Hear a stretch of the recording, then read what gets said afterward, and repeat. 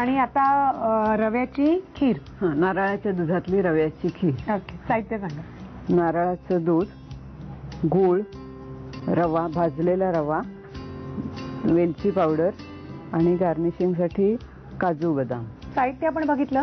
आणि रवा जो आपण घेतला होता तो वहिनी भाजून पाण्यात भिजवून घेतलाय. का असं? म्हणजे सुखा घातला ना तर गुठळी व्हायची शक्यता असते. म्हणजे पटकन ते मिसळून जातं त्याच्यात. मग ही टीप लिहून ठेवा तिकडेच बाजूला की रवा आपण जो थोडासा परतलेला असतो तो पाण्यात भिजून मग वापरायचा.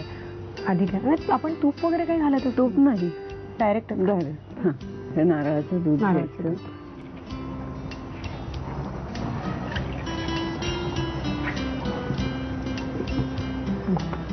मग त्याच्यात आपल्याला जेवढा बसेल तेवढा गूळ. बसेल तेवढा गूळ.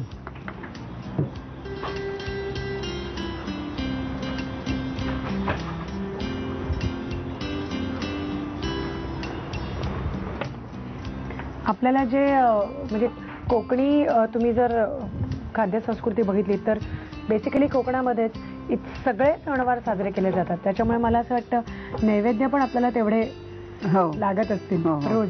आज काय केलं. आणि खिरीचा नैवेद्य असतोच ना.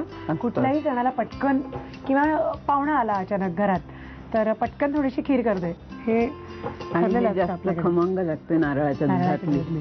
आणि तुमच्याकडे काय भरगच्च नारळ, अख्खी वाडी भरले. काय काय फळं आहे तिथे? नारळ आहे, कोकमा मी बघितली इकडे. कोकमा पण अशी छान रसाळ पडलेली बघितली. आंबे, चिकू, फणस, केळी.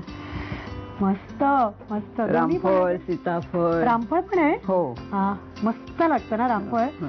खूप आवडतं मला. उत्तम. आता रवा घालूया. आता रवा घालूया.